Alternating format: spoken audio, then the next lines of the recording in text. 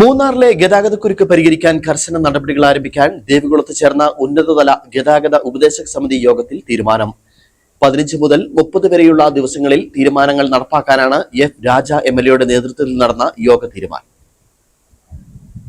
മൂന്നാറിലെ ഗതാഗതക്കുരുക്ക് പരിഹരിക്കാൻ കർശന നിയന്ത്രണങ്ങൾ ഏർപ്പെടുത്തി ദേവികുളത്ത് ചേർന്ന ഉന്നതതല ഗതാഗത ഉപദേശക സമിതി യോഗത്തിൽ തീരുമാനം. യോഗ തീരുമാനങ്ങൾ 30 ദിവസത്തിനുള്ളിൽ നടപ്പിലാക്കാനാണ് എഫ് രാജ എംഎൽഎയുടെ നേതൃത്വത്തിൽ നടന്ന യോഗം തീരുമാനിച്ചിരിക്കുന്നത്. ഇവിടെ കഴിഞ്ഞ തവണ ഈ ട്രാഫിക് കമ്മിറ്റി കൂടിയിട്ട് ഒരു തീരുമാനം ആയില്ലെന്നാണ് ഇവിടുത്തെ ഉദ്യോഗസ്ഥന്മാർ ഒന്ന് പറയുന്നത് കേട്ടത്.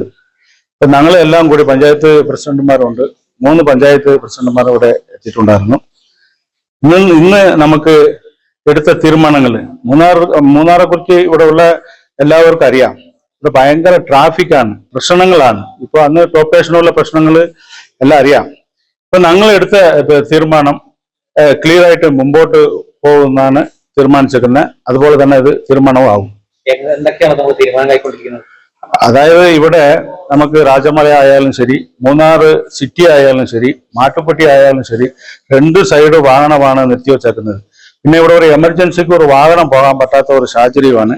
അതിനുള്ള തീരുമാനമൊക്കെ ഇന്ന് ഇവിടെ വന്ന ഡിപ്പാർട്ട്മെന്റിലുള്ള ആൾക്കാർ പറഞ്ഞിട്ടുണ്ട്. അതെല്ലാ തീരുമാനത്തിൽ വരും.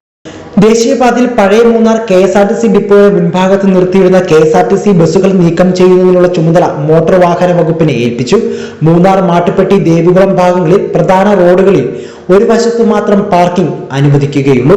വഴിയോര കച്ചവടങ്ങൾ 30-ന് മുൻപ് നീക്കം ചെയ്യും. ഇതിനായി ദേശീയപാത, പൊതുമരാമത്ത് വകുപ്പുകളെ ചുമതലപ്പെടുത്തി. മൂന്നാർ, ദേവികുളം, പള്ളിവാസൽ പഞ്ചായത്തുകളിലെ ഓട്ടോ, ടാക്സി വാഹനങ്ങൾ പഞ്ചായത്തിൽ രജിസ്റ്റർ ചെയ്യണം. രജിസ്റ്റർ നമ്പറോട് കൂടിയ സ്റ്റിക്കർ പതിപ്പിച്ച വാഹനങ്ങൾ മാത്രമേ സ്റ്റാൻഡുകളിൽ ഓടാൻ അനുവദിക്കുകയുള്ളൂ. ടൗണുകളിൽ ഒരു നിരയിൽ മാത്രമേ ഓട്ടോകൾ പാർക്ക് ചെയ്യാൻ അനുവദിക്കുകയുള്ളൂ. രാജമല, മാട്ടുപ്പെട്ടി റോഡിലെ ഫ്ലവർ ഗാർഡൻ എന്നിവിടങ്ങളിൽ പാതയോരത്തെ വാഹനങ്ങൾ നിർത്തിയിടാൻ അനുവദിക്കുകയില്ല. സമീപത്തുള്ള പാർക്കിംഗ് ഗ്രൗണ്ടുകളിൽ പാർക്ക് ചെയ്യണം. രാജമല 5-ാം മൈലിൽ ട്രാഫിക് സിഗ്നലുകൾ സ്ഥാപിക്കും. അടിമാലി ഭാഗത്തു നിന്നും വരുന്നതും പോകുന്നതുമായ വാഹനങ്ങൾ ബൈപ്പാസ് റോഡ് വഴി 1 വേ സംവിധാനം ഏർപ്പെടുത്തും. തുടങ്ങിയ തീരുമാനങ്ങളാണ് യോഗത്തിൽ കൈക്കൊണ്ടിട്ടുള്ളത്. തീരുമാനങ്ങൾ 19-ന് മൂന്നാറിൽ വിളിച്ചു ചേർക്കുന്ന വിവിധ രാഷ്ട്രീയ പാർട്ടി നേതാക്കളുടെ കമ്മിറ്റിയിൽ വിശദീകരിക്കും.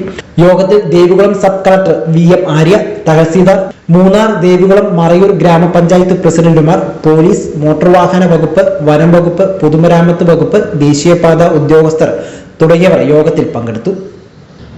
News bureau, Adimali.